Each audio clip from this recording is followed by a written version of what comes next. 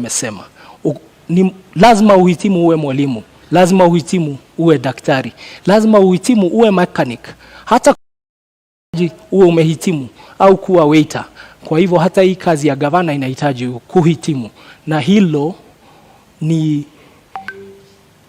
jambo ambalo latakikana na katiba ya taifa letu la Kenya. Lakini unadhani kwamba kuwa na degree ni ishara tosha kwamba utakuwa kiongozi bora? Kwa sababu kusoma ni kitu kimoja, uongozi ni kitu kingine.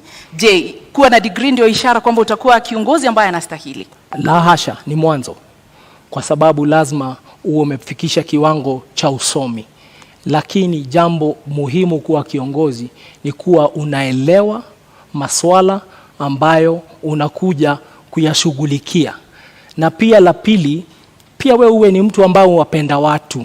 Hii kazi ya siasa, kazi ya kutumikia watu, ni kazi ambayo unaifanya kutoka kwa roho yako. Na lazima wewe ni mtu ambaye namba moja mcha Mungu, mtu ambaye anapenda kuhudumia watu. Na mimi maisha yangu yote nimefanya kazi ya huduma kwa wananchi. Nimeuza soda kwa kiosk, nimeuza bairo kwa bookshop, nimeuza pombe kwa bar, na hivi karibuni nilikuwa nauza pesa kwa mama mboga, kwa watu wa matatu, kwa watu ambao tunawaita wachuuzi wa kawaida. Kwa hivyo hiyo mama mboga, uzoefu wangu wa kazi umetokana kwa watu ambao kushughulikia tunawaita watu wa kawaida, wachuuzi wa kawaida, kazi ya mauzo mama mboga, uzoefu wangu wa kazi. It has been the accusation leveled against your side by your competitor. Would have been great to have him here to respond to the question of a degree for governors, that the fight at least and the clamor to fight him to qualify to be on the ballot is for the benefit of Igade, to lock him out of the race. Just to clear the air on this, what is your response? I really want to meet my worthy competitor on the ballot. The fight is hard, is a fight I truly regret, because it's stopping Kenyans from actually stopping him from coming to office. When all constitutional institutions fail from actually stopping, then there is a duty by the citizen. And there is no bigger duty than the duty of voting on 9th of August 2022. I wish him well, and I hope that he can come tonight. I also hope that he will be on the ballot on the 9th of August so that we can beat him at 8:57 a.m. Na umetaja pale kwamba una uweledi na umejitolea na ule moyo wa kutaka kuwatumikia wakazi wa Nairobi. Lakini kweli uko tayari kuingia katika kazi ambayo itakubidi uwe pale kwa miaka 5? Kwa sababu historia inaonyesha kwamba ulipochaguliwa kuwa naibu gavana uliondoka baada ya miezi 6. Hii kazi itakuhitaji kuwa pale miaka 5. Kweli uko tayari? Niko tayari, niko gangari, na nimejitayarisha vilivyo kutumikia wananchi wa Kenya katika jiji Nairobi kwa miaka 5. Mimi wakati nilipokuwa kwa kiti ya deputy governor nilisema kwamba sikupata na sikuweza kupatiwa kazi nifanye kama deputy governor. Na kuna jambo moja ambalo lazima tukubali. Ukiangalia wanasiasa katika taifa la Kenya, wako zaidi wanaochaguliwa kupitia kwa debe. Wangapi wanafanya kazi yao na ukweli wanapewa mshahara kwa sababu wamefanya kazi? Hilo ni swali tunafaa kujiuliza. Mimi siwezi kubali mshahara bila kufanya kazi. Unasema kwamba hukupewa kazi. Ni kwamba haukuwa na ushirikiano na Gavana Sonko? Ni kwamba ulijipata katika nafasi hiyo kimakosa? Au ni vipi wewe kama naibu gavana unasubiri tu kupewa kazi? Gavana Sonko ni rafiki yangu, ni mwalimu wangu wa kisiasa, hasa siasa za Nairobi. Na muheshimu na namuenzi mpaka wa leo. Ni rafiki yangu, hata dakika 5 zilizopita tumeongea. Lakini kazi ni tofauti na urafiki. Siwezi kuja ofisini na kila siku kazi yangu ni kusoma gazeti na kuacha koti kwa kiti alafu naenda na lala. Lazima uwe iko kazi ambayo na mpangilio wa kazi umepewa.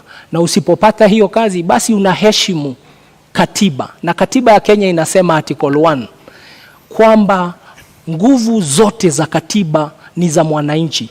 Na kazi yangu nilipopiga reverse gear ilikuwa ni kusema na heshimu katiba ya Kenya, na heshimu mpiga kura, na hivi leo nafanywa interview kama mfanyikazi wa watu wa Nairobi, na nawaeleza nitawafanyia kazi. Na baada ya miaka 2-3 mambo ambayo niliona yaweza kutendeka yalitendeka, na tugange yajayo yaliyopita. In retrospect, you did not quit on the residents of Nairobi who entrusted you and in fact threw their weight behind your boss because you were there as a deputy. You didn't quit on them. Do you owe them an apology?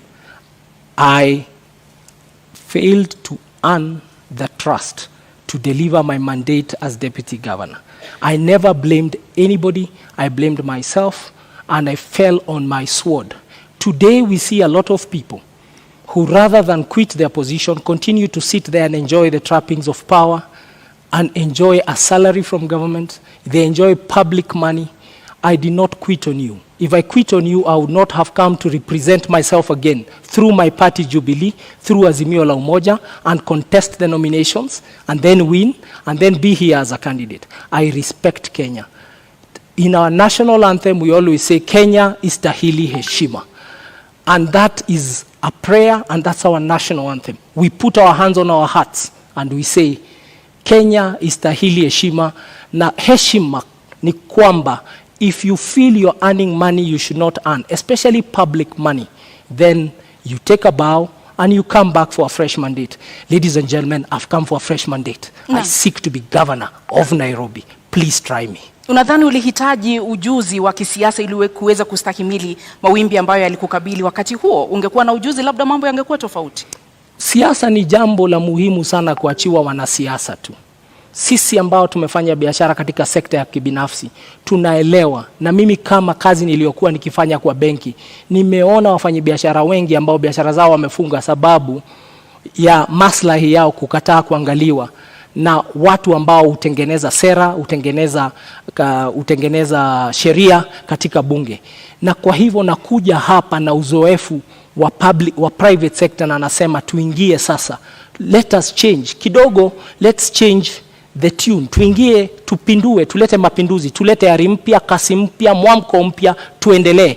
Tujaribu mtu ambaye ana uzoefu ambao unaweza kusaidia kisiasa. Na siasa ni nini? Siasa ni ile mambo ya kuleta watu pamoja ili mtimize maslahi ya watu na jamii. Mtengeneze uchumi, tutengeneze mazingira, tutengeneze jamii, na tuendelee pamoja. Hiyo ndio siasa. Hata katika sekta ya kibinafsi, kazi ndio hiyo ya kufanya kazi na wenzetu.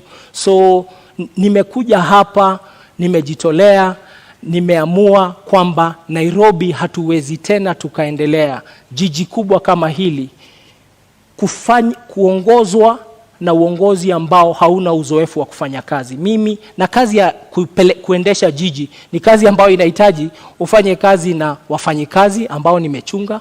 Nimeendesha makampuni ambayo iko na wafanyikazi maelfu, budget za mabilioni, na ndivyo nasema nafikiri nina uzoefu. Hii kazi ya budget bilioni 40, wafanyikazi 15,000, nataka hao wafanyikazi wapate kiongozi bora, kwa sababu wakipata kiongozi bora tutapatia wananchi wa Nairobi huduma na taifa letu litakuwa nzuri, na nitakuwa nimefanya kazi yangu kama mwananchi wa taifa la Kenya. You do have the decorated profile in terms of the boardroom and the qualifications therein. Politics is part of the game, and especially for a county like Nairobi and the position it has nationally.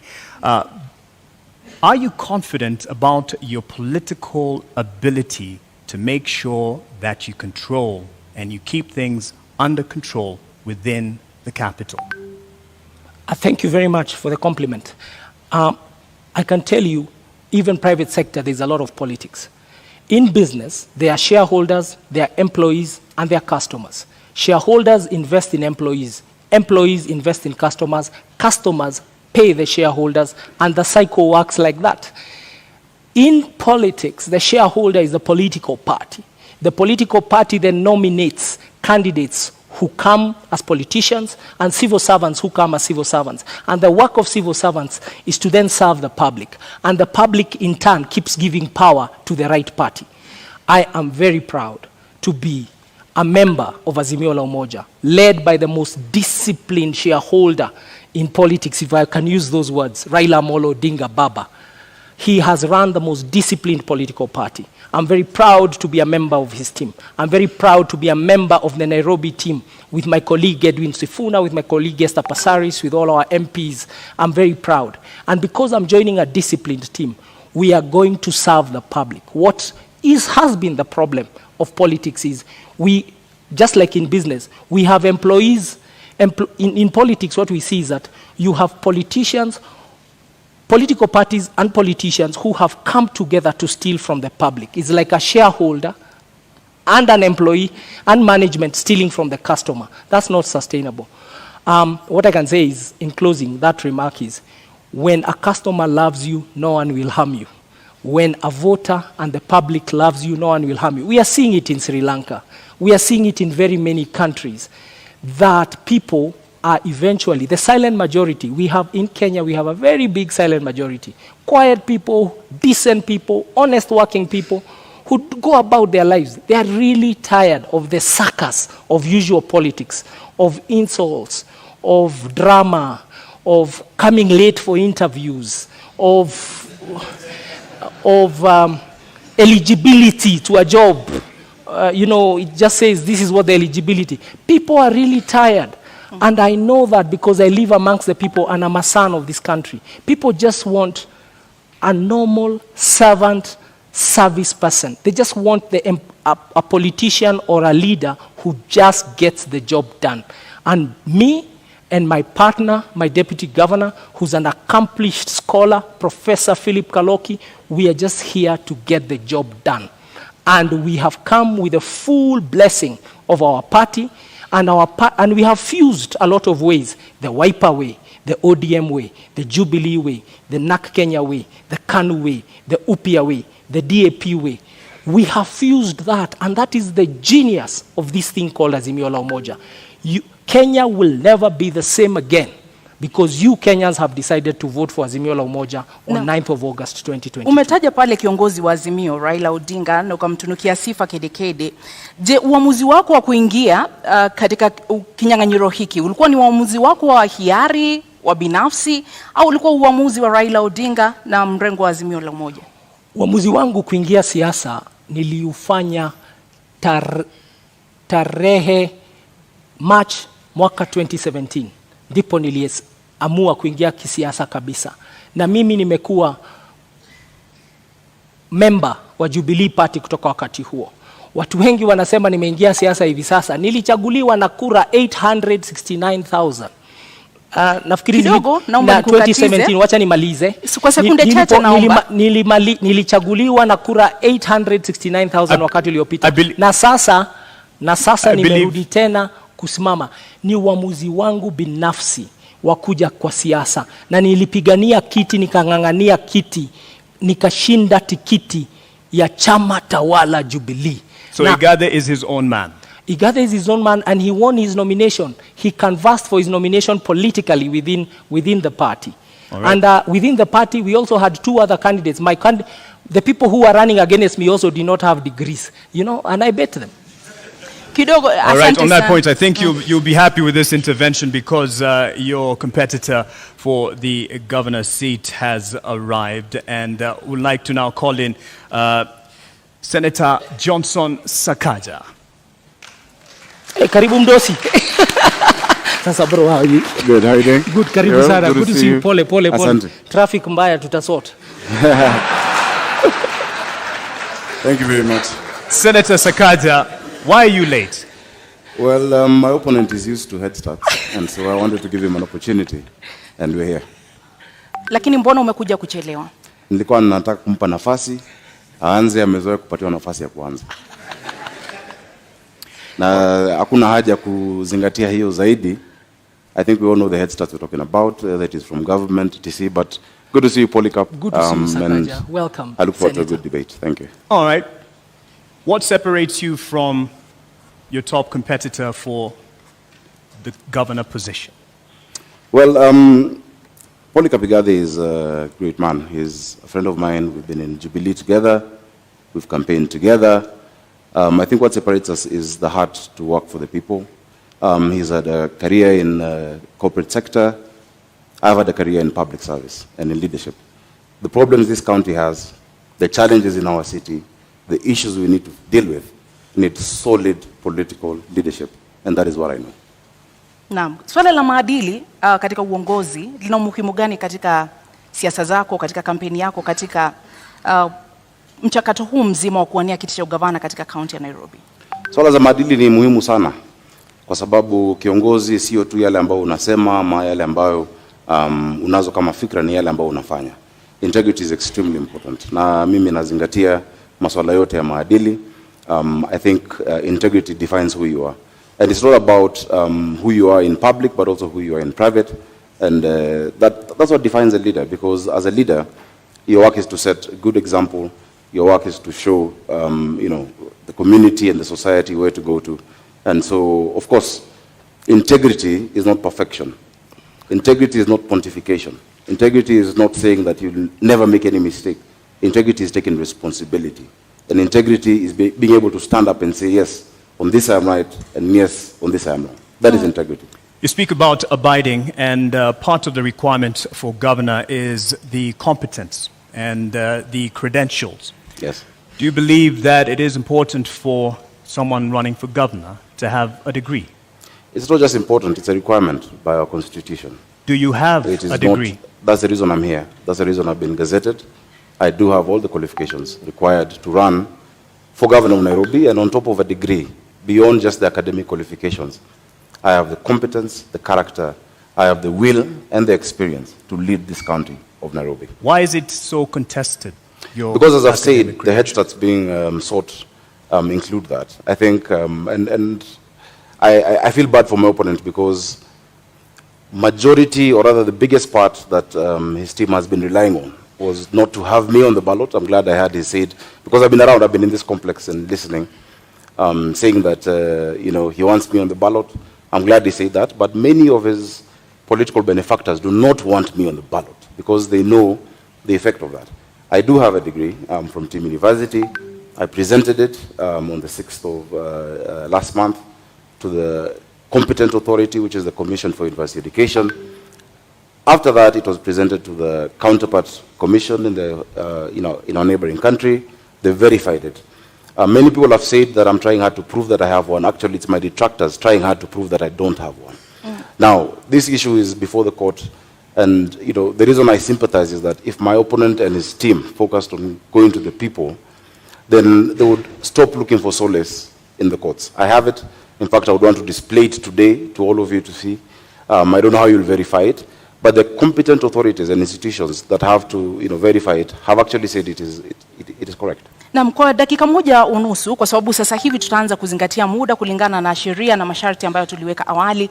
Kwa dakika moja unusu, endapo utachaguliwa kuwa gavana wa kaunti ya Nairobi, kisha baadaye kesi iwasilishwe mahakamani ambayo itabatili ushindi wako, utawajibikia wakazi na wapiga kura wa Nairobi? Hakuna kesi inaweza kubatili ushindi wangu, kwa sababu kwanza ushindi wangu, unajua ndugu yangu anaongea juu ya 8:57 am.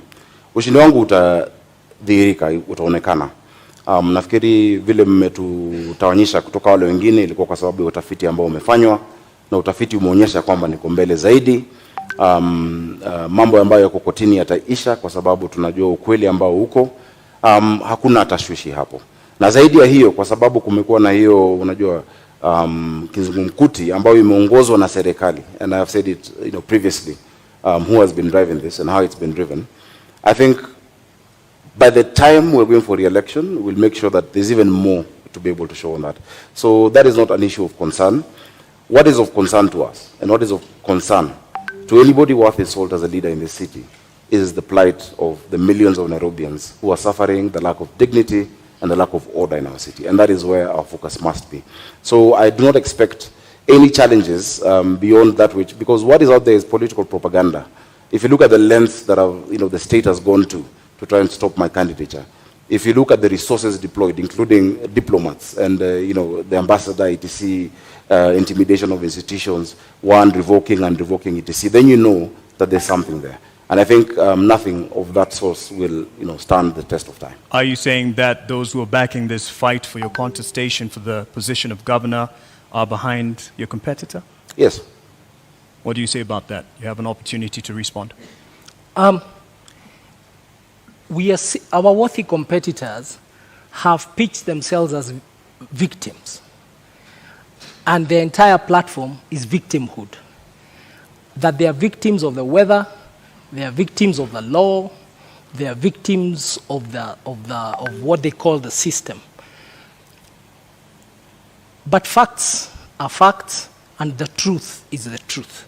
I have said I really would love to meet Senator Sakaja. I think out of abundance of the heart, I would like to the meet mouth Senator. speaks. I would like to meet. I would like to meet Senator Sakaja on the ballot, because on the ballot, so that we can beat him, and so that the people who are the last line of defense when all other institutions fail, prove to him that they know better. That wajinga waliisha Kenya, na waliisha Nairobi. If any other institutions fail, the people should never fail on the ballot. Naam, muda umekwisha. Senator Sakaja, je, uamuzi wako kuingia kinyang'anyironi, ama niweke hivi, uamuzi wa kuingia kinyang'anyironi ulikuwa wako binafsi au ulikuwa wa chama na kiongozi wa chama? Nimefurahi kwanza tumemaliza hicho kipindi kwa sababu I'm able to prove and to show that I have the qualifications, and that is going on. I'm looking forward to it. And I know millions of Nairobians everywhere I've gone to tell me every day that they're praying, and because they can see that big hand of the state, and we shall be vindicated in due course. When there's time after this, I'm available to speak to that. Of course, my intention to run for governor of Nairobi has been my intention. I've grown up in this city. I was born in Ngara. I've seen this city when it had some semblance of, a working city. And I've also seen the lack of dignity and order in our people. The lack of dignity when Mama Mwende in Kayole had to watch her daughter die at Mama Lucy because of an ambulance. I've seen that, and I've committed myself to lead the charge of providing order and dignity in this city. So it was my decision, it is my decision, and beyond that, it is a resolve of the millions of Nairobians to rescue this city from state capture. Your decision, you say, but it is on a ticket UDA under Kenya Kwanza. Yes. If you are elected as governor, how much of a burden will the patrons of your particular alliance have or be to your leadership as governor? I think I've distinguished myself over the years as an objective leader, as a leader who stands his ground, as a leader who stands on principle. Many times, even before what my competitors and their colleagues thrive on, they like talking about the handshake, I've demonstrated what we call siasa safi. When the Honorable Prime Minister, former Prime Minister's retirement benefits were being rejected in Parliament because his now partner and brother said he must retire from politics, I'm the only person from Jubilee who stood up to defend. When Honorable Oluoch was being fought at Pan-Africa by Jubilee members on the 26th of October, I'm the one who defended him.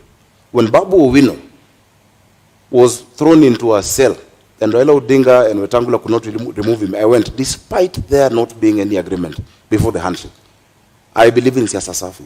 I believe politics is not enmity. And I want to assure even my opponent that once we get into office, some of the ideas he has, because he's a good manager, and this city also needs, in some areas you need managers, of course, led by a leader with a vision. We'll incorporate the ideas. Everybody sitting on that side knows that I have no negative relationship with them, and that is the siasa safi Nairobians want. And that is why all your polls show that Nairobians across the political divide have resolved to support me for the office of governor. Bwana Polycarp, je, ni kwamba Azimio mnaendesha siasa chafu katika kaunti ya Nairobi? Kwanza wacha tuangalie siasa safi ni nini. Mwaka uliopita taifa la Kenya, the amount of money, pesa ambazo walituma kwa serikali gatuzi kutoka kwa serikali ya kitaifa was 370 billion shillings. Tuko 2.4 million out of 2.4 million voters out of 22 million voters in the country. Now, Nairobi contributes 2.2 trillion wame collect Kenya Revenue Authority. 60% ya hiyo 2.2 trillion imetoka kwa viwanda na wafanyi biashara hapa Nairobi. How does somebody contribute 60% of revenue and you only share 5% back? Na hiyo siasa safi ndio seneta wetu amefanya katika Senate. Kazi ya seneta ni kutuombea pesa. Ametuombea tu 5%. Alienda huko kufanya kazi ya county zingine. Hapa ndio sababu Nairobi hamna mashule. Tuna nasari pengine 211. Tuko na health centers kidogo sana, da dispensary. Na ndipo njaa na umaskini umekithiri hapa kwa sababu watu hawajui Nairobi is unaffected and a very poor country. Muda wako umekwisha. A very poor county. Muda wako umekwisha. That is not siasa. Bwana Sekaja ameuliza umetetea vipi county ya Nairobi ulipokuwa seneta katika kipindi hiki cha takriban miaka 5. Je, kweli umewajibika kama seneta wa county ya Nairobi? Zaidi. Na zaidi ya wote wengine ambao walichaguliwa kama maseneta. Ukiangalia utafiti ambao umefanywa kwa miaka 3 ambayo imepita, for the last 3 years running, I've been rated the best performing senator in the Republic of Kenya. I brought more bills, more motions, more questions about the county administration of Nairobi than any other senator, and you can check. I can see you have laptops. You can check that. On top of that, the work of the senator is to bring resources to the county. When I became senator for Nairobi, Nairobi was receiving 15 billion. I'm living with it 3.3 billion higher at 19 billion. That is actually understanding your assignment and prosecuting it the way you need to. So I brought that money. In fact, naturally, it will take more than 10-15 years in terms of cycles of devolution to get to an increase of 3.3 billion. Something Igade says isn't quite enough, even though you've gotten it to 19 billion. Something he says isn't enough, given the contribution of the capital to the rest of the nation. Now, if you understand the framework of devolution under our constitution, fiscal decentralization has what we call the horizontal division of revenue. In that horizontal division of revenue, you have a county allocation of revenue bill, where you divide the amount that is given amongst the counties. So of course there is a ceiling of what has been given to all counties. What I have fought for is the fair share for Nairobi City County, which remains to be the highest, and over and above what any other county gets. Igade, you have a response on that? I don't know how much is enough. What Senator ensured persisted in this country is a philosophy that is unsustainable. That you take from people according to their needs and give to others according to their ability and give to others according to their need. Nairobi is a very needy county. And the criticism I'm proffering here and submitting to him is that as senator, what did you do to help Nairobi overcome the hunger, the deprivation, the desperation in the informal settlements? Did you bring that matter to Senate? Did you make people understand that case? Instead, what we saw, he was a leader of a group called Team Kenya that even removed incentives for county to generate their own revenue. We used to get 1% extra if you generate your own source revenue. Like Nairobi is only generating 9, this is going to do about 9 billion of its own revenue. So the county, the CRA, Commission for Revenue Allocation, was giving us brownie points as a county if you collect your own revenue and you don't rely on the national government. And these are some of the things he did not protect as our senator. So how does somebody fail or does not succeed in their task and then you give him the job of governor? Naam, ulifeli katika kutetea na kulinda rasilimali za kaunti ya Nairobi, na ukiwa seneta kwa takriban miaka 5 ambao umekuwa katika uongozi, umeweka mikakati gani kudhibiti na kuimarisha ukusanyaji wa mapato katika kaunti ya Nairobi ambayo yameonekana kudidimia? 19 billion from 15 billion is success. It's an improvement. In fact, if I succumbed to the sloganeering that my worthy competitor is talking about, which in fact his argument is the best case to show that education does not necessarily equate to intelligence. Because if I bring a box and tell you this is 1 man 1 shilling and it's 1,000 bob to you, and inside it's 500 shillings, would you accept it? What they were offering Nairobi Polycarp was 134 million shillings more. I refused with my Team Kenya. I said Nairobi has the depth of poverty, that urban poverty bites harder than rural poverty, that you have nothing in this city, you'll have nothing to eat, you'll have nowhere to stay. And I refused that 135 million shillings and got 3.35 billion shillings for the people of Nairobi. If I was just to fall for the empty slogan, Nairobi would still be at 15.8 billion shillings today. So I'm very proud, and I'm proud of all my members, because not only did I secure that for Nairobi, I showed this country that there is no Kenya A and Kenya B. There's no second-class county in a first-class country. And I stand my ground, that we must be patriotic. Even as we're in Nairobi, we have people from all across the country. On top of that, I can list to you the bills. I brought the startup bill. I brought the prompt payment bill. I brought the National Disaster Management Authority bill in the Senate. I have fought for Uber drivers, Taxify and all digital hailing apps. I have spoken about the demolitions and even stopped demolitions that are going further. I have done a lot.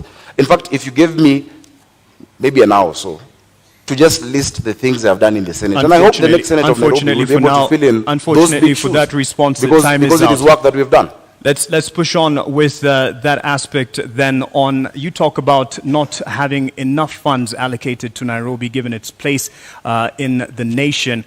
However, there is the issue of not being able to actually get the potential revenue that it can get owing to the cartels in the city, which have been a thorn in the flesh of the administration.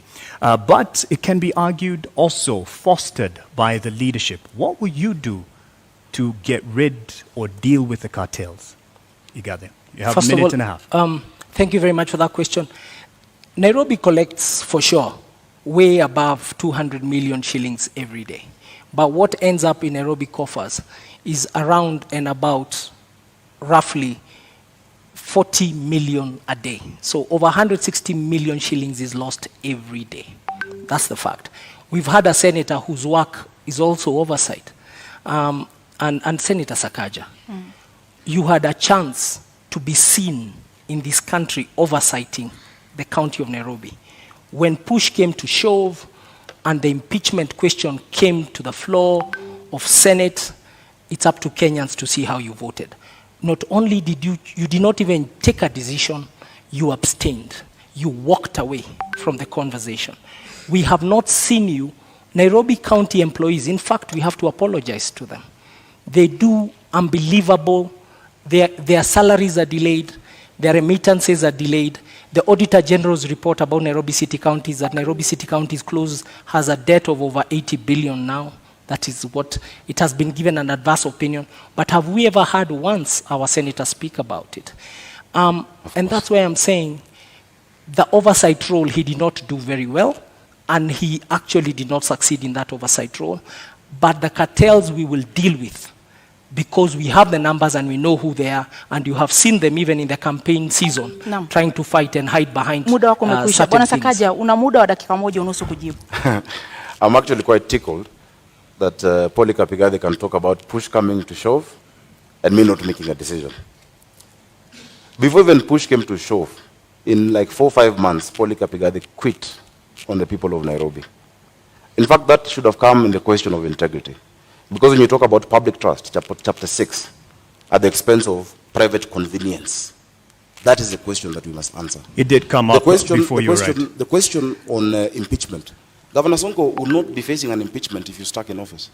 In fact, if you're stuck in office, you probably would have been the incumbent governor. If you're stuck in office, there'd be no NMS in Nairobi. The reason we have an NMS in Nairobi is after Polycarp Igade could not wait or stand the heat in the kitchen, he ran away in less than 6 months. This city needs resilience. You need to be tough. You cannot say that you have betrayed 800 and I think, how many votes did you guys get? 40 or something thousand votes, 840,000 votes, because you could not get the trust of one individual, yet 1 million Nairobians have given you the public trust. When push has come to shove, look at the Senate answered. I have spoken more times than any senator. I have raised more questions in the Senate than any other senator. In fact, I have taken the former Governor Sonko to court on the action he took on Matatus. The record is clear. This county needs a political manager who understands how to deal with the leaders and how to deal with the issues of the people, but has a thick skin. In fact, if half of the tribulations I'm facing right now in my bid were on Polycarp, Azimio would have no candidate. But I have stood. Your time is out. You've stood. You ran off. He'd have quit. Integrity, I define integrity as what you do in private. If it ever became public, you'll never be ashamed. I'll tell you what is not integrity. Is uttering false documents and then standing here and saying I have integrity. Go to the website of the East African, of EACC. Go to the website of IBC. Check the university governors, Sakaja, Senator Sakaja. Again, no, let me go. Go and check what Senator Sakaja cited as his degree in 2017. It's a public document. And then look at the degree he's saying it is today. We don't even know who he is. Is your name really Sakaja? Nairobi, careful, all of us careful. We can no longer entertain charlatans in positions of high national responsibility. And charlatan is not an insult. It's people of questionable integrity. It's people and individuals who come to steal from you wholesale to distribute retail to their friends. And I submit to you, the man to my left will do exactly that. Careful. I think the man to my right did exactly that by running away from the mandate given to him by Nairobians. Actually, the entire mess we have in this city. Because when he ran away from office, and I think he said somewhere because he got a bigger salary somewhere, I don't know. This city went into a spiral. I assure you, even the drafting of the articles of transfer, I had to be involved because we had to rescue Nairobians. And he ran away from that public office. Now, if you cannot withstand the heat of a deputy governor, you can't run Nairobi City County. You have 85 MCAs, possibly 40 nominated, 125 MCAs. You have 17 constituencies. If just one Mike Sonko made you run, tomorrow, matatus will strike. The next day, hawkers will be on the street. The next day, and you're trying to run this county by being popular, it will not work. Again, as I've said, it is really unfortunate that the only card they had was to try and stop me from being on the ballot. I want to tell you, to wake up, smell the coffee. On the 9th of August, I'll be on the ballot for governor of Nairobi City County, and on the 25th, we shall be sworn in. Because Nairobians can see through the game. And the documents he's talking about, for instance, in fact, they're part, and I don't want to wade into subject this, but they're forged documents. They actually forged documents in court by them. They've tried to... Lakini huwezi kuthibitisha hilo, sio? Of course I can, because the signature there is not my signature. Lakini sisi kwa sababu hatuna hizo stakabadhi, hatutakuruhusu kuzitumia. Tuachie hapo, lakini wacha nijieleze, naona dakika zinaenda. Utanipa nafasi nzuri nijieleze. Mimi nimehitimu na nimesoma na nimesimamia watu wa Nairobi. Jina lako ni Sakaja? Not just in fair weather. Sakaja ni jina lako halisi? Nafikiri mlialika Sakaja. Jina lako ni Zubeida. Niko hapa kuuliza maswali, uko hapa kujibu, naomba. Ukiuliza swali ambao kama watu wa Nairobi wanasema itoshi. Mwenzako amekuuliza swali. Kwa sababu uko hapa kujibu, ndio sababu tunakupa nafasi kujibu. Jina lako ni Sakaja. Out to the issues Nairobians are facing instead of trivializing this debate as to what my name is, honestly. My name is Arthur Johnson Sakaja. Naam. I'm the senator of Nairobi and the incoming governor, God willing, on the 9th of August. Asante kwa kujibu. And I want us to talk about water. Let's talk about the poverty our people are facing. Let's talk about sorting out mobility and transport. Let's talk about sorting out our children in school. Let's talk about the issues of the people. And the rest of the games being played by the state and our opponents can then have their way. Because Kenyans have seen. In fact, I want to give you full reassurance. Just yesterday, a few of the government administration officers have called me saying that they're being coerced into supporting the candidature of my opponent, and they've refused. Chiefs have refused. Well, we can't have refused. We can't quite verify that. That's I can verify your that, word. but you should also be able to verify the questions he has. I have 16 seconds. That's your word on that. But he said, and you didn't quite respond directly to it. To what at the moment, I'm quite clear, Senator Sakaja. Thanks, Mark. At the moment of reckoning, when Yes. there was questions over the leadership of former governor, the moment of impeachment, Let me explain how you Senate walked works. away. Let me explain how Senate works. It's my question. Sure, go ahead. When you go to the Senate, I've seen one of the candidates here. There are 3 buttons to press when you have to vote. You either press yes, you press no, or you press abstain. For you to run away from the vote in the Senate, you actually walk out. You don't press any. Meaning to abstain is actually a vote, and it's a statement that you make. The tradition, because Parliament is ruled by the standing orders, by traditions and by precedents, and the past jurisprudence that has been set in the Senate. When a matter comes regarding your county, you're supposed to prosecute your position on the floor and then let others make the decision. Because if you vote yes to impeach a governor, of course it shows your conflict of interest. Because you want also to be governor. Then it shows that you're putting a man down. And let me tell you, Kenyans have grace. No matter the ills of Governor Mike Sonko, or whoever else would have been there, you never kick a man when he's down. So when you press yes, you've displayed your conflict of interest. If you press no, it means that you're actually abetting and agreeing with what he has done. And so the tradition from 2013, when an impeachment has been brought to the Senate, is the Senate of that area actually abstains on that vote. I'd have had the luxury of walking out and not being there for that vote. It's a decision I would take again if it came to me. And I'm proud of the decision I made. You had a point to raise on that earlier. I want to come in and say, yeah, it's true. Don't kick a man when he's down, but I have a better statement. Don't kick a dead dog. I don't understand why you'd call the former governor a dog. No, it's not the former governor. It's you I'm talking about. Lakini naomba Igathe, I don't want to kick you. That's why I'm asking. Igathe, and you had me. Naomba, you had me earlier. Naomba unisikize dakika moja, sekunde moja. Tafadhali tusitumie lugha ya matusi wakati wa kudhalilishana katika mjadala. Wacha niseme hivi. Let me say this. Not kicking a dead dog is actually an English phrase, it's not an insult. It's to say, don't go for somebody when he's down. And I already said, I want to meet him on the ballot. I want to meet my competitor. I want to meet my competitor. I truly want to meet my competitor on the ballot. But I want to remind him that uttering a false document is one of the laws in this country that does not. It is one of the things in this country that you're not fined for. You are taken straight if you are found guilty. And that is for the investigative capacity. We didn't come to do that here. All I'm telling Kenyans... That is an allegation. Can I finish? What the Constitution wants is a competent governor, a capable governor, a governor with a character. Ask yourselves, who amongst two of us can you trust? It also wants a governor who will stay in office for 5 years. All right. You said earlier you know who the cartels are. Enumerate them, put them on notice on how you're going to deal with this. Earlier when you were talking about the cartels. The cartels of Nairobi have persisted for 4 decades. Who are they? You said you know. It is a clique of people who have choked the city, and especially the biggest symptom of cartel behavior is in the situation with garbage collection in the city of Nairobi, the situation with pending bills, the situation with suppliers in the city of the county of Nairobi. We need to look at suppliers in the city, in the county city of Nairobi, and ask ourselves, who are they? Do they meet the threshold of our public procurement laws, procedures, and regulation?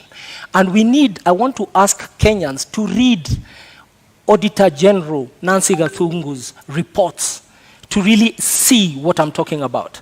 Errors and omissions, the statement of assets and liabilities of Nairobi City County, the statement of cash flow, the statement of appropriation, recurrent budget, and development budget. When you read that statement, she's actually saying, these numbers don't reflect the fair data of proper financial practices, proper HR practices.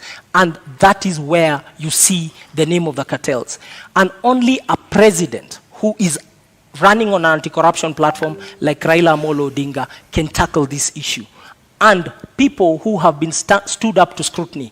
I have always been an employee. I've always been audited. I have never taken a shilling that does not belong to me apart from my salary. Na kabla tuvuke kwake, ulikuwa naibu gavana katika kaunti ya Nairobi kwa takriban miezi 6. Katika muda huo ulijukumika vipi katika kuwakabili hawa cartels, hawa walaghai, hawa watu ambao na kwanza walaghai tulionana nao kwa sababu for the time when I was a governor, Nairobi City County moved its revenues from the 18-12 million we used to find to 100 million levels, 120 million a day. You're never a governor. When I was deputy governor, I was in the governor's office. Thank you. For that period when I was a deputy governor, that is what was going on. And we started to pay salaries on the 25th of every month. There was also remission of all statutory deductions. When I was there, I started the titling program for Nairobi to give title deeds into Nairobi. That process has taken 5 years, is now being completed as we speak. When I was there, I formulated and changed the management of Nairobi City County Water, the Nairobi Water and Sewer System. The new existing chief executive and their team came in. So there are a couple of things that we did within those, within those 6 months. So we had some achievements, and I want to assure you that we'll accelerate them when we come to office, when you vote for us. Kama seneta unakubaliana naye kwamba waliweka mikakati ya kuweza kukabili hawa cartels na kuweza kulinda rasilimali za kaunti ya Nairobi? Kwanza nafikiri vile amesema vile alikuwa alianzisha na ikakamilika bila yeye. Inamaanisha Nairobi haikumuhitaji. Kwa sababu it's just demonstrated that even whether he was there or not, it happened. I think if you stayed true and didn't quit and run away when things got hot, maybe things would have been better for the people of Nairobi. We'd never know. And unfortunately, we'll never get to learn. Cartels are a lazy word. It's a word used by lazy leaders who fail to master the courage and the guts and the resilience to deal with corruption. That is what cartels are. Cartels are a weak excuse. Because all of these are human beings. If you say you know them, and even here, just at this debate, you're afraid to name them, yet you said you knew them, you will not deal with them. If you know them, name them. Kwa hivyo huamini kama seneta kwamba kuna cartels katika kaunti ya Nairobi? Sio cartels. Ni wanabiashara ambao, the first way not to be, to have cartels in Nairobi is to refuse to be part of that system. Lakini kama unaogopa hata wezi wasema, kesho wakikutisha utajiuzulu tena. We cannot have that in Nairobi. We just need to set systems that actually remove the place they are playing. Don't be afraid of cartels, Polycarp. Whatever name you choose. I will invite you on 10th of August when we are naming them. The opposition is not allowed to name cartels. You can also name them today, but whatever name you use to allude to them, how are you going to deal with those? Listen, the first thing you must do in the city, as I've said, is to refuse to be part of them before you even get into office. I have run my campaign by myself. I have struggled. I have funded myself. I have evidence. In fact, unfortunately, I can table it over here, that even the first billboards paid for my opponent are by the cartels, are by other shadowy figures who are convincing him to get out of office, to run for it. Once you are captured by them before you start, once you're captured by the state, once you're captured by these shadowy figures before you even set foot, you will not do anything when you're elected governor. Number two, we must reduce the human interaction with cash in Nairobi. We must digitize service provision, that all the 130-something revenue streams must be allowed to be paid digitally wherever you are. What we're going to do is this in Nairobi. We'll change the governance structure. We're going to have 5 boroughs in this city: Nairobi North, East, West, South, and Central. Each of those boroughs, pursuant to the Urban Areas and Cities Act and the County Government Act, Section 14, will have a urban area board or a borough board.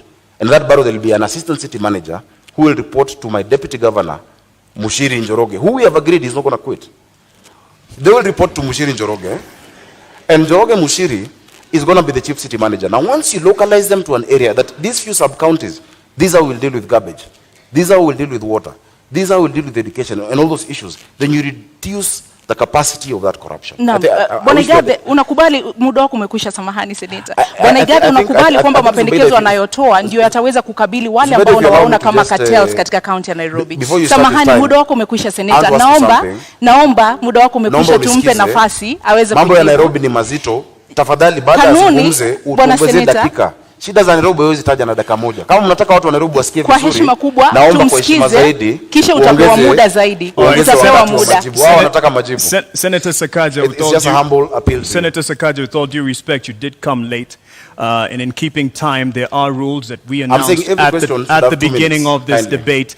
And an answer to a question is 1.5 minutes, and you can see it clearly on the screen here. Rebuttal is 1 minute, and we did accommodate your lateness. Enough, but we'll summarized answers. Over to you, Igathe. Ukosefu wa nidhamu ni jambo la kawaida kwa watu ambao hawajamaliza shule. Let me move to, this is what we want to do. This is what we want to do. We want to improve the society in Nairobi by ensuring we tackle the issue of hunger and depravity in the city, by tackling the issue of poor access to education in the city and poor quality access to healthcare. We want to fix the economy in Nairobi by ensuring decent jobs, proper mobility and transport.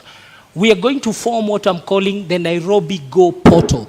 It's really e-government, making sure we have time and attendance for every employee. We make a fit for purpose government to serve. And lastly, to really fix the environment, kuimarisha mazingira yetu, maji na mambo hayo.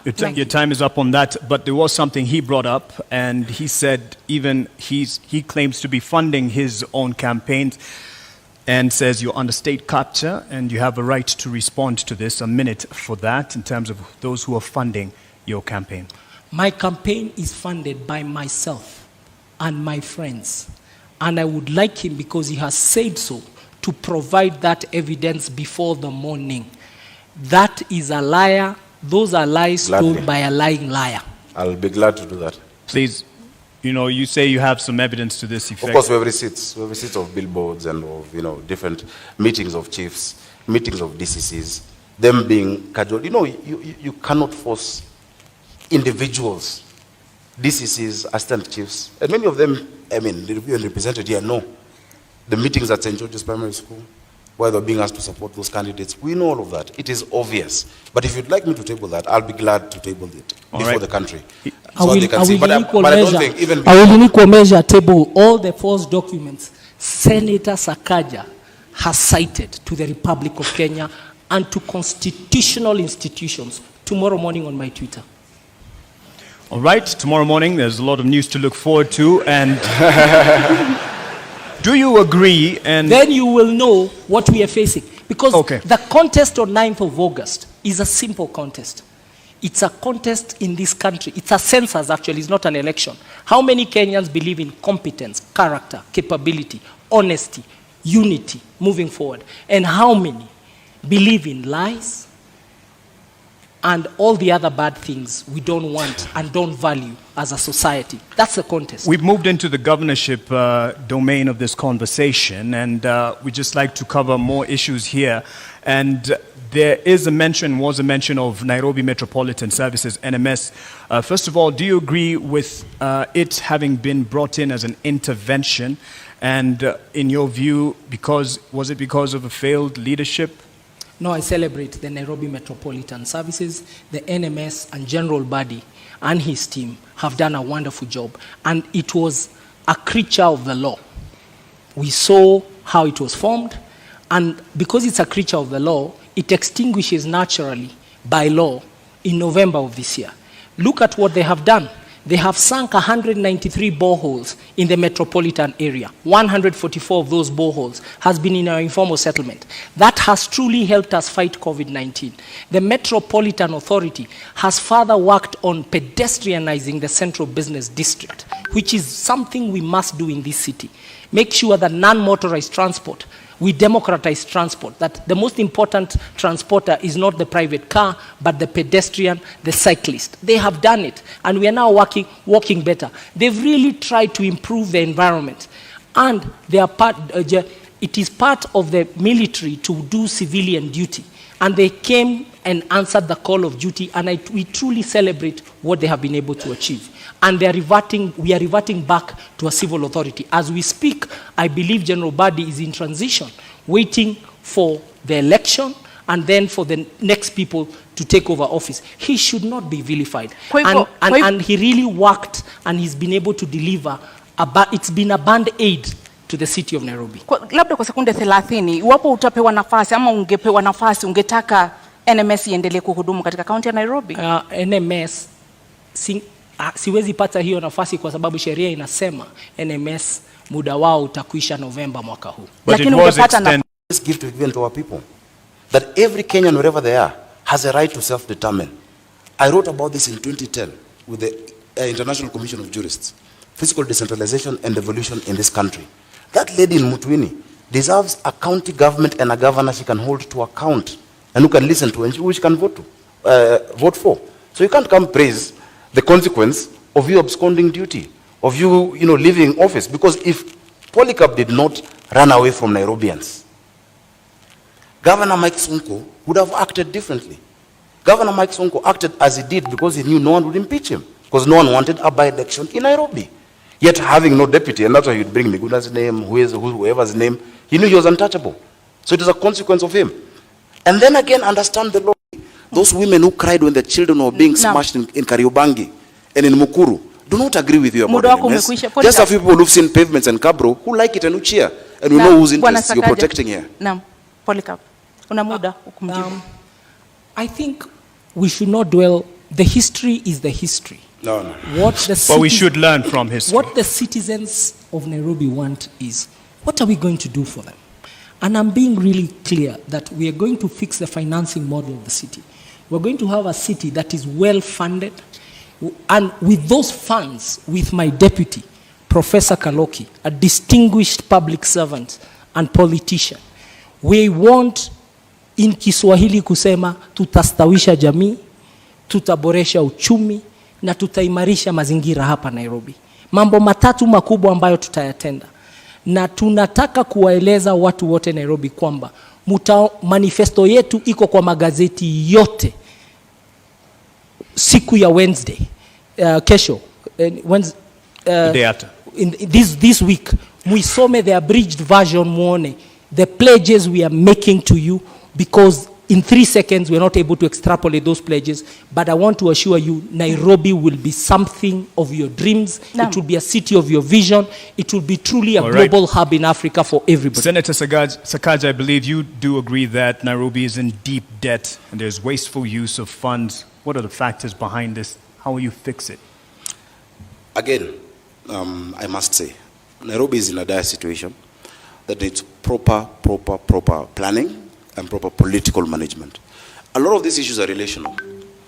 If you look at the 76 billion debt, including even the 4.4 that is owed now, to KCB, and many of these other instruments we've gotten into, a lot of them can be sorted out based on how we relate with the national government. That Nairobi is not a branch of the national government or an appendage, or as my brother says, the military interventions are going on. Then Nairobi can negotiate, because there are a lot of areas which we can do debt swaps, that the county of Nairobi owes the national government and the national government owes Nairobi City County. We must balance our books, and we're going to do that. And we have a team that is properly suited to be able to do that. I am very, very confident about my deputy, Njoroge Mushiri, who has a stellar career as well in banking. Actually, a proper corporate career, not 2 year stints here and there. A proper career, 20 years in ABSA. So give us the particulars, though, on the issue of the debt that we are in. How will we get out once you are government? And that's what I'm saying. We must do a couple of things. One, you must refinance your debt. You must move what is domestic into concessional. That you cannot be borrowing from commercial banks. Have them as concessional. Chapter 12 of the Constitution of Kenya, talking about public finance, says how the national government guarantees county governments of debt. In fact, on top of that, we must get creative. For us to sort out the real issues of this city, we need around 200 billion shillings upfront through an infrastructure bond. I've gone across this world and spoken to Kenyans in the diaspora whose remittances are our biggest foreign income earner, who are ready to put in money in certain interventions. When you talk about transit, we need a mass transit system in this county. How are we going to do it? Recently, I was in Imperial College in London, and I met a man, a nice gentleman, who sorted out transit in London. He sorted out transit in Beijing, mobility. What's his name? Professor Washington Ochieng. The other day I was in Riyadh. I met a group of guys who did the Dubai Metro and are doing the Riyadh Metro. George Opondo. There are Kenyans out there who are willing. So we must get creative. There's a PPP department that has been set up in the National Treasury. There's external borrowing. But we must refinance this city. Look at Joburg. Joburg is almost, it's more or less a listed city where people can actually invest in it. If you do not do that, you become a cashier. That you're receiving money, you only pay salaries, you will not develop Nairobi unless you get creative in how we actually, structure our financing model for the city. So we're going to restructure the debt, move to concessional loans, re-amortize some of those payments to longer term, and have an infrastructure bond for Nairobi City. Many Kenyans out there are going to put in money on our transit, on our water, and our basic infrastructure. Bwana Polycarp, utakabili vipi matumizi ya mabaya ya rasilimali katika kaunti ya Nairobi, ufujaji wa fedha na madeni ambayo sasa hivi yanaangamiza kaunti ya Nairobi? Jambo la kwanza, Nairobi City County gets its highest revenue from land rates. Parking bays, land rates, parking fees, outdoor advertising, building permits. Those would be some of the within the top 5 revenue things. And what we are going to do is to make sure that we digitalize the collection of all that revenue so that the leakage, we seal the leakage. Technology is one of the best things to overcome loss of revenue. And we are going to use technology in the public revenue management system. Then secondly, we will deploy that money. Our own source revenue, I can promise, we and Professor Kaloki have done a study, and we've even checked the reports of the Commission for Revenue Allocation. With 6 revenue lines, we can generate 80 billion own source revenue in Nairobi. And with that money, we will build 1,000. We will join the government in building more schools, in making sure there's medicine in our dispensaries, in making sure that there's incinerators to burn garbage, that we start a leasing program for vehicles and equipment for the staff, and also to make sure we pay our staff the right salaries so that they are really motivated. We are very concerned about the welfare of Nairobi City County workers and all the workers of all affiliate bodies of Nairobi City County. Only motivated workers can deliver essential services, and that's what Nairobians want. And that brings me to the next issue, and that is the competence of the Nairobi City County staff, and you will both have an opportunity to respond to this. How will you address the competence or lack thereof, overemployment, cases of ghost workers, and the issue of productivity to make those staff workers, the workers of Nairobi City County, that they will deliver the services for the Nairobians? I'll start with you. Every employee of Nairobi City County, from the 10th of August, we shall have a performance agreement with them. We will bring back to life performance contracting. And that performance agreement means, what do they do every day? The few things they do every day to deliver the output Nairobians expect. And that output will be captured in a scorecard. So each one of us will have a scorecard and a performance agreement. The performance agreement is the input. The scorecard is the measure. And who will measure is the neighborhood associations. We're going to run Nairobi with the neighborhood associations as per the Neighborhoods Act. There is an act that demands the city is run in a see-through way. Let me not call it transparent. That, and I want to use the analogy of an egg. The executive of Nairobi City County will be the yolk. Surrounding it will be the county assembly as the egg white. The egg shell will be the residents of Nairobi. Kwa sababu, we will not pay an invoice for a road or a broken sewer before the neighborhood association, say of Kayole, sends us a photo. So there's crowdsourcing. We are going to use technology and the cloud and a data center that can really be able to serve the city of Nairobi. And we shall decentralize services from City Hall. City Hall will be the headquarters of the corporate services. There is no use for a waiter, like I found a waiter, a restaurant, somebody working somewhere in Umoja, telling me they have to come all the way to CBD ati anakuja kutafuta food handler certificate. No. That food handler certificate, they should be able to get it in Umoja. Sakaja, I think you were tickled there again.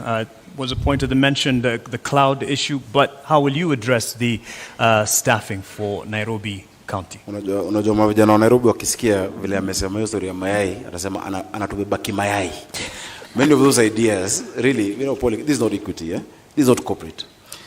You must take the bull by the horns and give practical solutions to our city. And let me give you an example.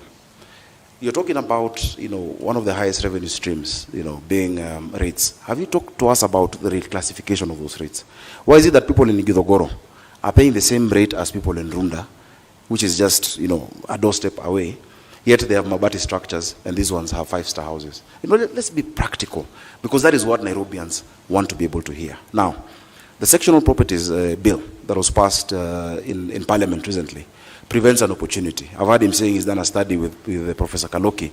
I know Professor Kaloki is a professor, and maybe that's why we've not been seeing you guys campaigning, because you're doing studies. But look at what KPMG has spoken about Nairobi, look at what PwC have said, and the CRA. It is not just 6 revenue streams that are going to increase how much we collect. Just the sectional properties realignment and the revaluation that starts in January 2023 is going to take us up another 50 to 53 billion shillings. Every other revenue stream then must be geared towards making Nairobians more productive. The NMS that you praise has been going around this city with GSU, harassing our traders and our hawkers, throwing them into, you know, those pickups, tetanus field pickups and roadworthy. By the way, on the 9th, if you're listening and you're a scrap metal dealer, come to City Hall. Revenue has gone down to 7 billion. Why is that? Because you're not explaining to the people of Nairobi the services you're offering with the money you collect from them. We will have a people-centered leadership.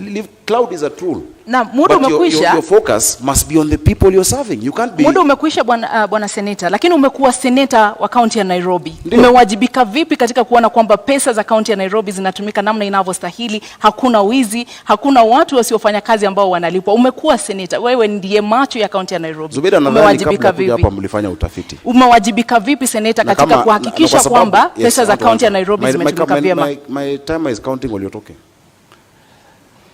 Kama mlifanya utafiti, ungeona zile report ambazo nimewasilisha, zile miswada na hoja ambazo nimezileta kwa bunge. Hapo kati ya hizo miswada na hoja, kuna ile ambayo inaitwa prompt payment bill, ambayo pia wale wengine walijaribu kuweka katika mswada wa BBI walikuwa wanaleta. Ilikuwa nimeshapitisha kwa bunge.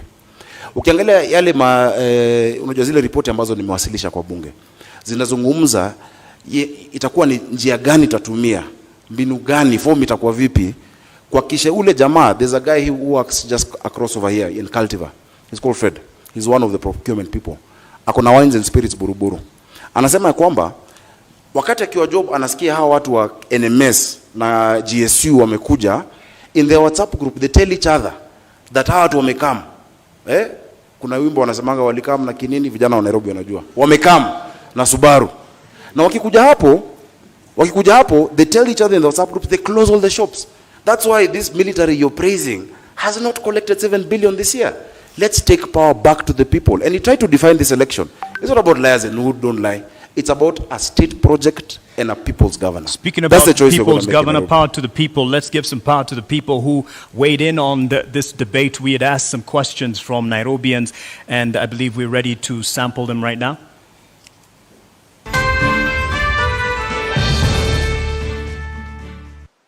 My name is Mercy Masila Achola, an executive program leader with the Maxwell Leadership Team and also serving in the Kenya Daima Steering Committee.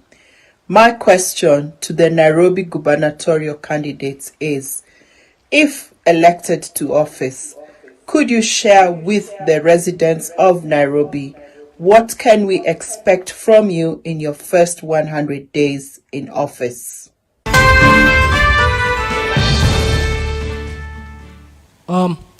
In the first 100 days, I pledge with my deputy to have a very fit for purpose organization to deliver essential services that Nairobians have been deprived of in the past, and especially Nairobians in the informal settlements and in low-income areas.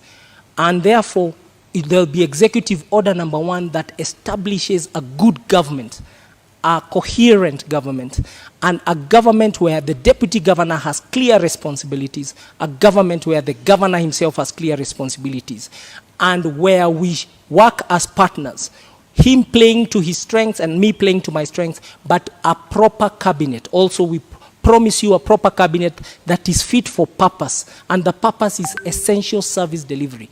The people watching us at home, actually, they just want services. They want water in their taps.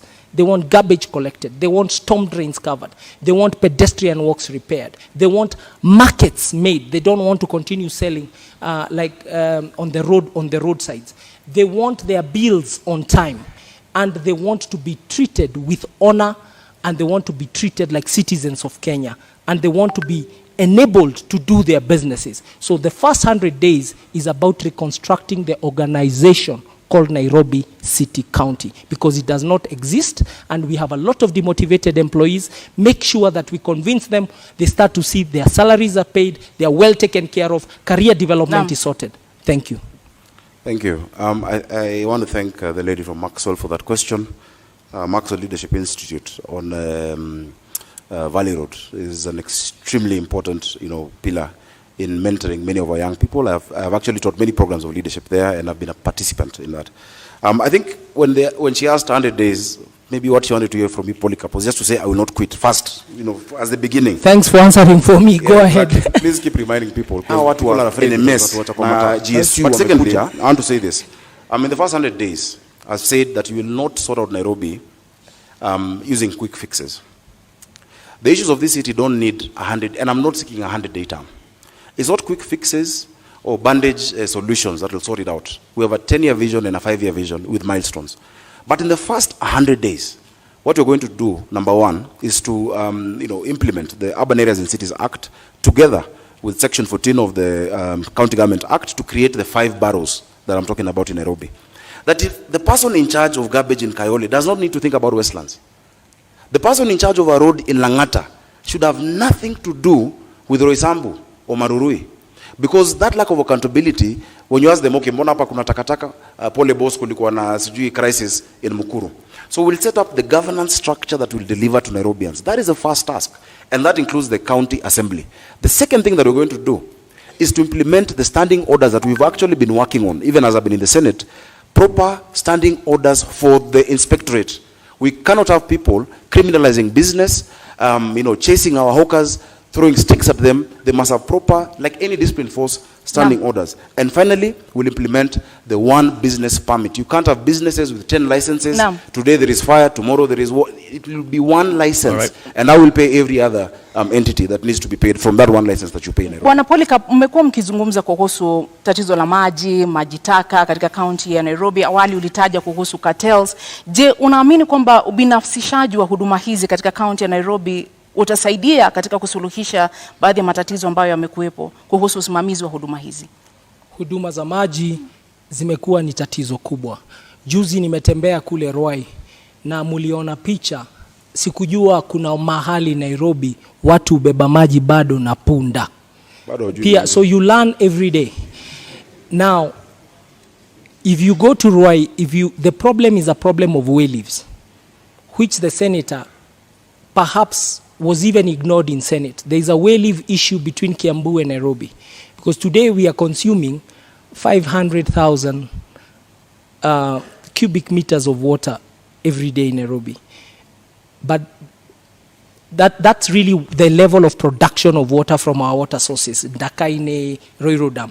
But the Roiro Dam and the Northern Collector Tunnel, we need to connect it. Na hiyo shida ya way leave ni shida ya kisiasa, lazima tutatue, na hiyo kitatuliwa, there'll be an extra almost close to 100,000 cubic, so we'll go to 600,000 immediately. And people, watu wataanza kusikia relief. But in 5 years, we have to build new water sources and work with the national government to build new water sources. But you've got the government that builds new water sources has to be a government that does not believe dams are for eating and stealing. Because dams have to be done in places like the Nyandarua ecosystem, Maragua Dam in Murang'a, and that's why Nairobi has to be secured by being assisted by the neighboring countries to the metropole that is Nairobi City County.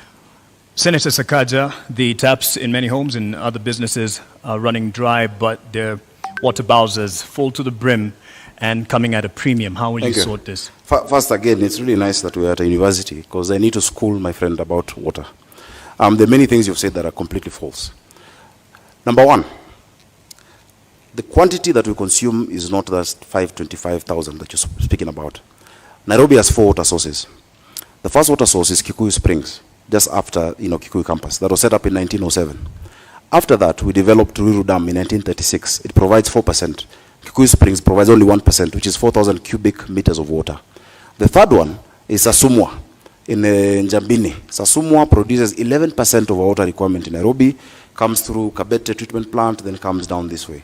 And the fourth one, the biggest of course, is Ndakaine, which gives us 84% of our water. Now Ndakaine was last developed in 1997. There were 3 phases. After 1997, there's been no additional source. So every single day, the people of Nairobi require 850 million liters of water, but get 525.6 million liters per day. You need to bridge that gap. In fact, you'll be shocked, Polycarp. 70% of the people you're talking about, the ones you didn't know carry water in Mutungi, 70% of them, of Nairobians, have never had a shower from the top. They bathe bottom up, like with the bucket. Bottom up is how many of us shower in this city. We want to give our people dignity. There is no dignity when women are scrambling outside these, boreholes that have been created and the water sources every day for water. This issue of distribution then is the next thing that must be. I asked about this time thing.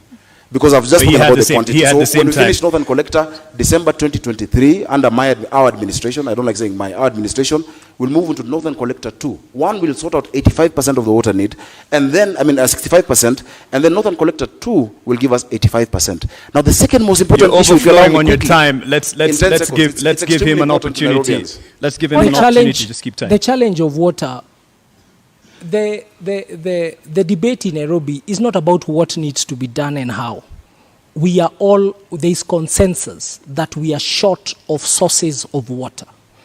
It is who will do it, because you need to be trustworthy and you need to be capable to get it done. That issue of who is the most important issue in this election. And on the issue of water, for sure, the supply and demand, there's too little supply for very high demand. And the numbers are what it is. The metropolitan area, because Nairobi even supplies Machakos, the EPZ area, with water, the biggest challenge is new sources of water for the city county of Nairobi. And that is a task between ourselves and the national government. And thank God we have Martha Karua, the original champion of water as Minister of Water during Kibaki's time. And she understands the task, and we are ready to work with her in Nairobi. For Nairobi, it will be a responsibility. On to housing, a majority of Nairobians live in informal settlement. I just want to cover as much as we can. And a majority of the populace here live in informal settlements. And how are we going to change this housing demand and give quality housing and other services for Nairobians? I'll start with you. Thank you. I'll just take the same time to finish on water. I've heard him mentioning Martha, earlier he mentioned Raila. These are people we all, we know and we've worked with many years. Don't run away and hide behind them when you don't have the point. Just say the point as it is. Because Nairobians are electing you to be governor of Nairobi, not Martha Karua, not Raila Odinga. They're electing you. If they elect you, if they make that decision, which I know they will not make, you must sort out the distribution issue of water, because water goes hand in hand with housing. So I've spoken about the quantity. And it's not about waiting for an angel from national government to do it. Already we're at 90% with the Northern Collector 1. The piping has been, or rather the tunneling has been done. The piping is at 34%. This side from Apro Isambu, coming from Kiambu Institute of Technology to USIU, moving down, is already going on. We have so many areas that do not have piping. I've never had piping in Nairobi. There are people who actually build houses across what were the physical levers. They shut it down, they collect water, and then you see these bowsers moving around the city, labeled clean water or NMS. That will come to an end using SCADA technology, where as governor, I'll be able to see on my phone, Mali wamekata maji. Now, urban housing is a huge challenge in this city, and it's also something that the built environment has made people lack dignity in this city. The county government is not in the business of building houses. We shall facilitate the private sector through proper land tenure and giving them proper land of government to actually partner with them to build these houses. We can actually do it through the silo model, where you build and people move and come in there. Urban renewal is being resisted in Eastlands because of lack of trust of that institution or body that is praising here today. I wish you go there tomorrow and tell them what you said about NMS. Bwana Polycarp, maji ni mojawapo ya shida ambazo zinakumba wale ambao wanaishi katika mitaa ya mabanda katika kaunti ya Nairobi. Haswa ni mpango upi ambao uko nao wa kuinua na kuimarisha hadhi ya watu ambao wanaishi katika mitaa ya mabanda katika kaunti ya Nairobi na changamoto ambazo wanakumbana nazo? So first of all, the county of Nairobi in its own books owns close to 532 hectares of land. On it sits 12,000 single dwelling units. Nairobi has to strategically densify, but that process requires proper public participation. You can already hear my competitor is whetting his appetite to steal your homes. You people in Makadara and Jericho, umesikia, he has pronounced himself that this will be private sector led. I have told you, this thing called urban renewal, which is what they want Nairobi to take, we have to be very careful. It needs proper conversations around it, and we must build housing that is truly affordable housing, decent housing, and before we build, we must ask the people who sit in those estates, mnataka nini? How will this work? And how will you be compensated? Before that is done, we are rushing. And you've seen a big rush towards that work, and we are saying, put it on hold. The Constitution demands proper public participation, proper understanding, and I want to believe that conversation has already not been held. So the housing question in the informal settlements is to continue the work that has started. Roads, water, sewer, boreholes. These informal settlements require a lot of investment, and that investment requires allocation of improving our revenue, and also making sure Senate allocates us the money we require to attend to high density areas. Okay.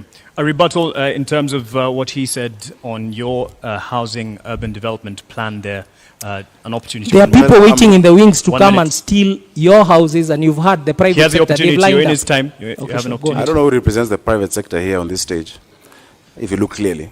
But what I'll say is this. While you are away, when you ran away from Nairobians, Polycarp, I represented the people of Majengo in Kamkunji in court to fight what you're talking about. You are somewhere in your Bentley, living the life, never spoken about an issue of Nairobians. But now you're saying you want to steal. That they were moved from slums in Majengo, the slums were put down and put in 11,000 bob houses while they're paying 5,000 shillings, 4,000 shillings. Today, the amount of money owed that they need to pay 60 million shillings. That's what someone wants to steal the houses. When I talk about urban renewal, the entity you're praising is rushing. Just this week, there have been more than 3-4 advertisements on the newspaper for them to engage contractors on urban renewal, and they have 28 days to go. They must stop that, and I'm putting them on notice. In fact, it's against the law.